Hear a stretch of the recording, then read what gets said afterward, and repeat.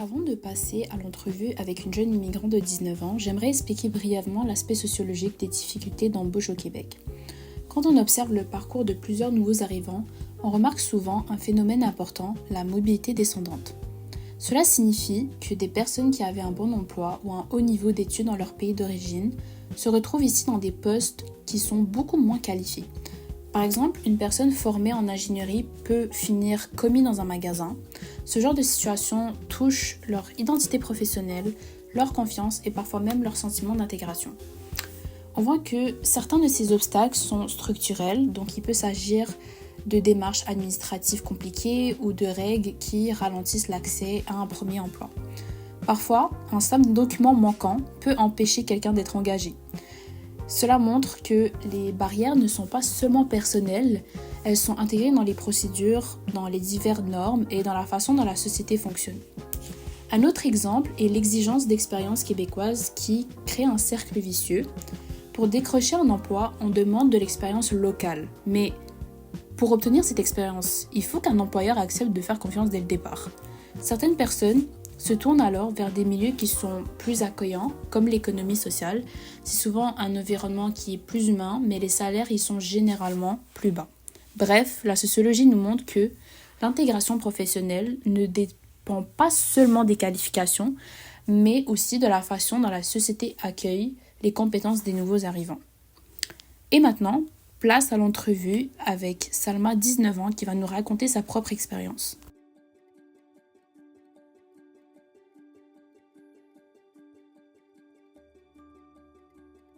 Alors, depuis ton arrivée au Québec, as-tu eu l'impression que tes compétences ou tes diplômes n'étaient pas reconnus par les employeurs? Et si oui, comment cela ça a comme influencé ton parcours professionnel? Mais si je peux donner un exemple, quand je suis arrivée à Montréal, j'étais vraiment motivée à trouver un petit emploi. C'est pour m'aider à payer certaines de mes dépenses. Donc, je me suis dit, étant donné que j'ai déjà travaillé dans un café dans mon pays et que c'est pas mal les mêmes compétences, je me suis dit que ça allait être simple d'en trouver un emploi ici. Donc, je suis allée porter plusieurs CV dans les cafés de mon quartier. Et à chaque fois que j'allais déposer mon CV, ils étaient quand même intéressés par mon profil, mais ils me regardaient en me demandant, t'as déjà travaillé dans un café? Là, je répondais oui, mais ils me demandaient, ah oui, où ça? Ils me demandaient, c'est quoi tes compétences? Qu'est-ce que tu sais faire? Et par la suite, je me souviens d'une gérante dans un café qui m'avait dit, mais nous ici, on est vraiment local, donc on préfère quelqu'un qui a déjà travaillé dans un café au Québec / à Montréal. Elle l'a vraiment dit comme ça, comme mot pour mot. Est-ce que Et au début, t'avais l'impression que, genre, elle voulait dans un sens que elle préférait qu'en fait tu sois québécoise et que du coup tu penses que, genre, en mode si t'étais québécoise, tu serais mieux intégrée par rapport à la clientèle que elle avait par rapport à son café? Et la plupart, sa réponse, elle avait vraiment l'air de vouloir dire que nous, on a une clientèle assez locale et québécoise, fait qu'on veut vraiment quelqu'un qui Qui est est québécois dans le fond. qui est québécois dans le fond. Donc, c'est pas le fait que moi, je sais pas mal tout faire dans un café, c'est-à-dire toutes les compétences qu'il y a à avoir en tant que barista, je les ai, mais on dirait que ça l'a vraiment freiné le fait que je sois pas québécoise. Ça a vraiment mis un frein par rapport à ma candidature. Puis, par respect, elle m'a dit, on va te rappeler, etc. Mais évidemment, elle m'a jamais rappelé. Donc, c'est sûr que moi, à ce moment-là, j'étais un peu, ça m'a un peu choquée.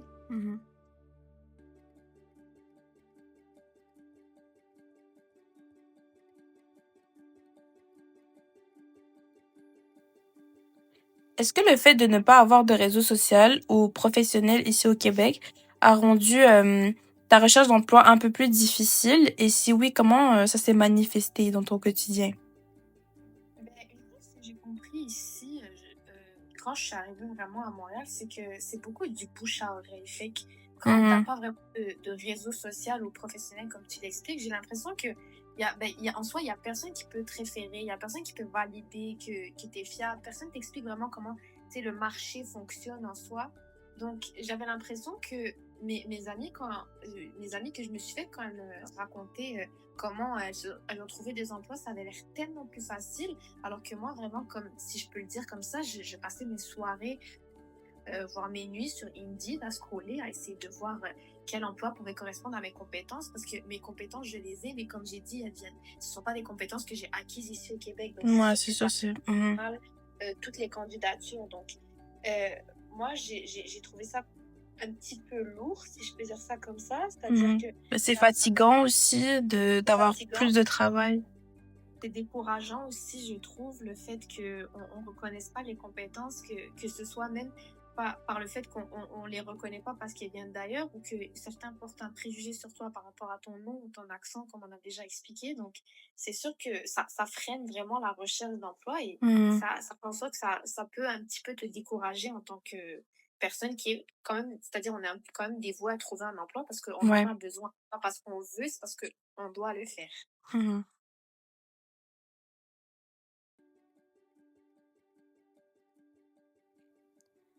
Ok, donc as-tu déjà senti que tu faisais face à des formes de discrimination, qu'elles soient visibles ou invisibles, en lien par exemple avec ton origine, ton accent, lors des moments que tu cherchais des emplois?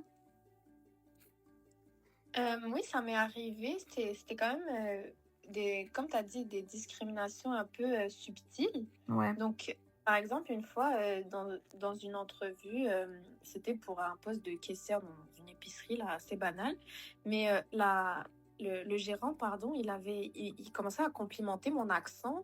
Il commençait à me poser des questions. Vous venez d'où? Ah, comment vous avez appris le français? Ah, vous avez un français excellent pour quelqu'un qui vient d'ailleurs.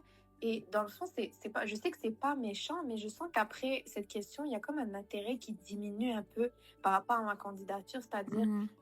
si on prend l'exemple de quelqu'un, un Québécois, si je peux dire ça, de souche, il n'a pas à faire face à toutes, c'est-à-dire ces questions, etc. Ouais, genre Comme, c'est comme si tu avais l'impression d'être dans un interrogatoire. Ouais, exactement. et qu'on te donne, on te demandait trop, alors que de base, peut-être qu'il a pas besoin de savoir tout ça. Exactement, parce Ouais, je qu'en comprends. soi, ici, on parle d'un poste de caissier dans une épicerie. C'est pas un poste pour travailler au gouvernement. Là, c'est deux choses complètement différentes. Donc, c'est sûr que on le sent, même si c'est très subtil et que c'est pas de manière méchante envers la personne. Ouais, je comprends.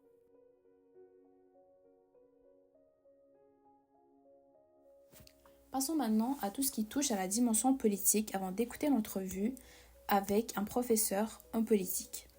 Donc au Québec, il y a eu plusieurs décisions gouvernementales qui ont eu un impact direct sur la capacité des immigrants à entrer sur le marché du travail.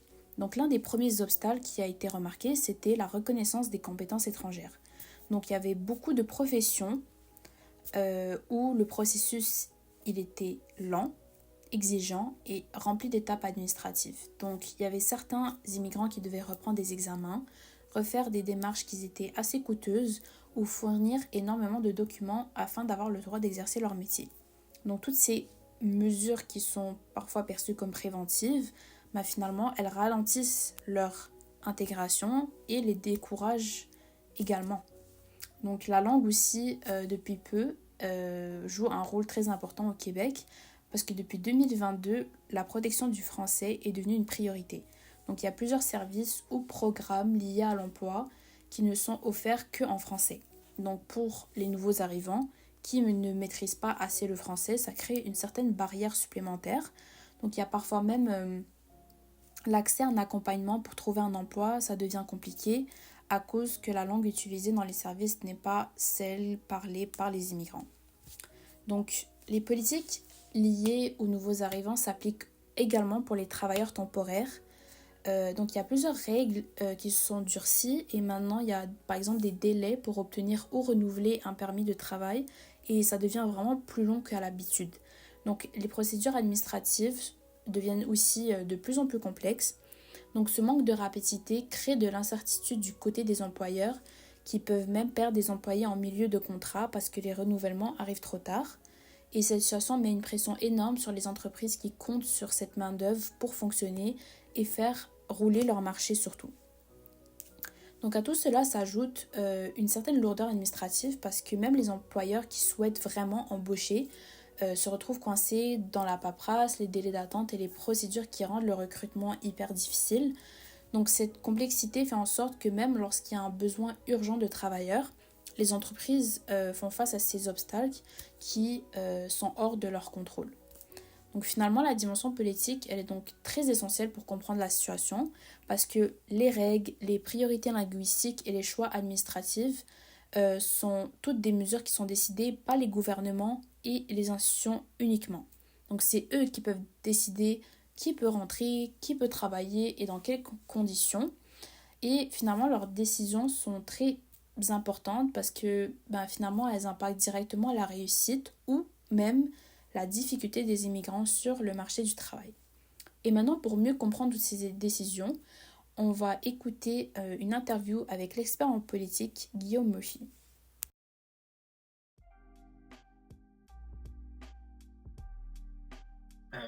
Ont besoin de ces travailleurs-là. Alors, si à un certain point, la politique linguistique vient faire en sorte qu'il y a moins de ça coupe dans la main-d'œuvre, il y a moins de personnes disponibles pour travailler parce que moins de personnes sont en mesure de faire le test ou c'est carrément quelque chose de rébarbatif. Là, ça devient décourageant pour une personne, un travailleur temporaire, une travailleuse temporaire, de venir travailler au Québec à cause de ces politiques linguistiques-là. Là, c'est évident que ça va nuire à l'entreprise.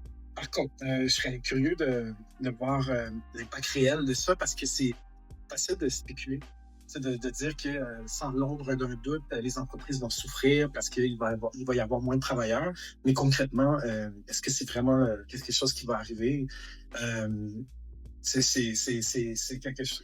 Il faut éviter dans des situations comme celle-là de tomber dans l'émotion, les passions, puis voir concrètement, statistiquement, ça risque d'être quoi les impacts. Puis ça, on va seulement savoir après quelques années, là, quand on va justement avoir des données sur cette politique-là.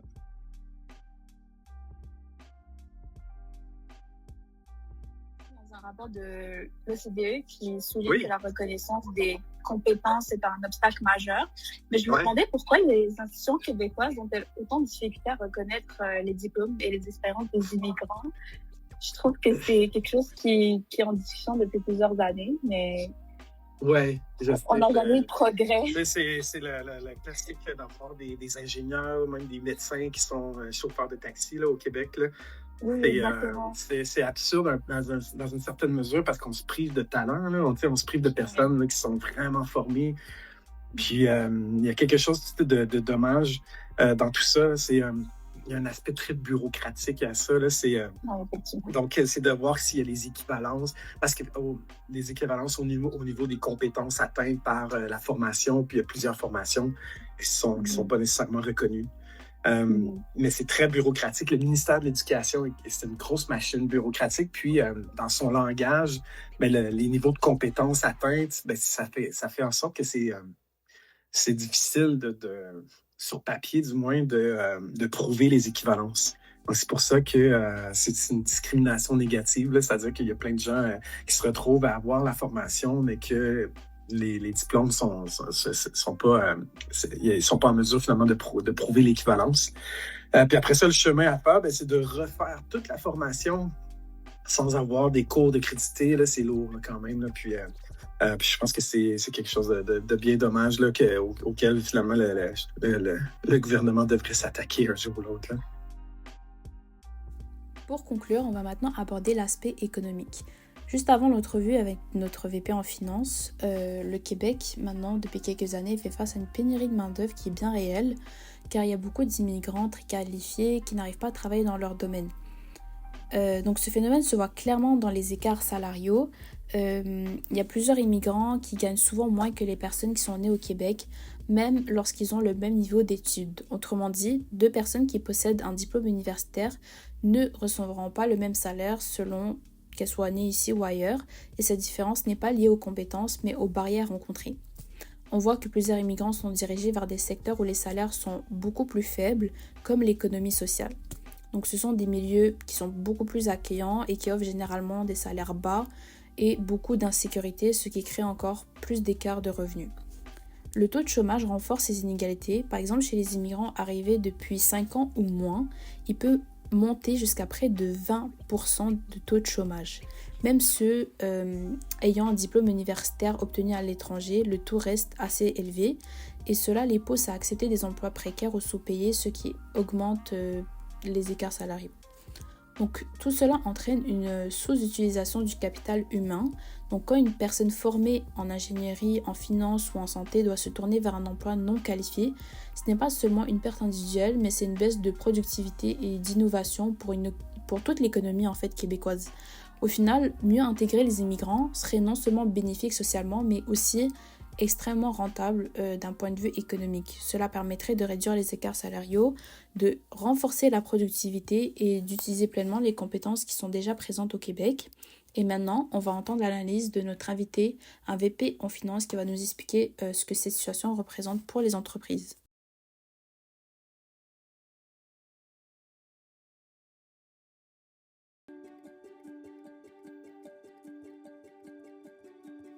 D'un point de vue financier, pensez-vous que cette exigence crée un coût réel pour les entreprises? Aucun doute. Si on facilite donc cette intégration-là, on est en mesure d'avoir accès, comme je disais, à un bassin de compétences plus rapide. Sinon, ce qui arrive, c'est qu'on est obligé de reporter des projets.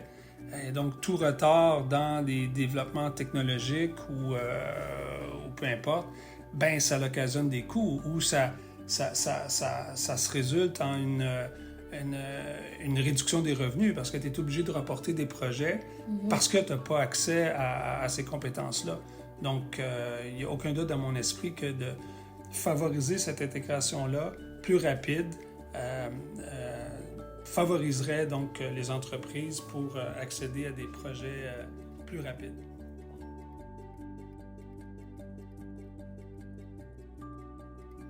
Donc selon vous, est-ce que faciliter la reconnaissance des compétences pourrait-il réduire les coûts liés à la rareté de main-d'œuvre et améliorer le rendement des organisations?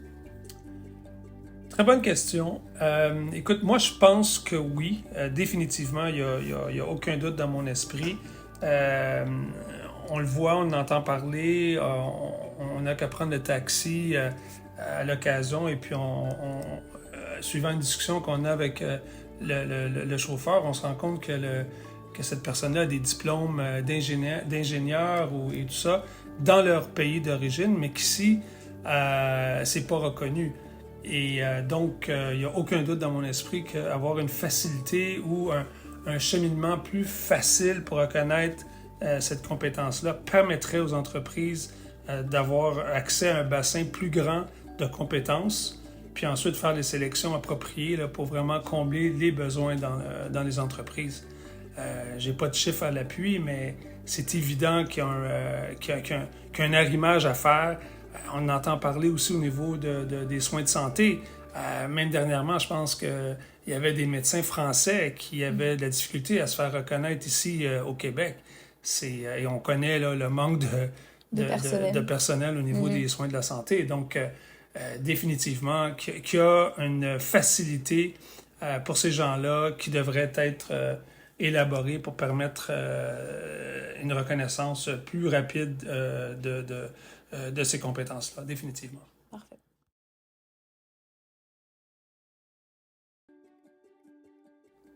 D'un point de vue financier, pensez-vous que certaines exigences liées à l'immigration créent un coût réel pour certaines entreprises? Je pense qu'effectivement, peut-être pas dans mon cas précis, parce que moi, je travaille dans une compagnie manufacturière qui élabore des solutions de sécurité là, pour les mineurs. Donc, on a de l'expertise d'un peu partout. Mais il n'y a aucun doute que pour des secteurs d'activité comme par exemple l'agriculture, où il y a des maraîchers québécois qui ont besoin de de l'immigration pour s'assurer que les récoltes sont faites à temps et en qualité. Et donc, si ces agriculteurs-là n'ont pas accès à l'immigration, ça peut avoir un coût énorme et même fatal pour ces entreprises-là. Et si ça devient de plus en plus compliqué d'avoir accès à cette immigration-là, effectivement, c'est vie ou de mort là, pour ces entreprises-là. Donc,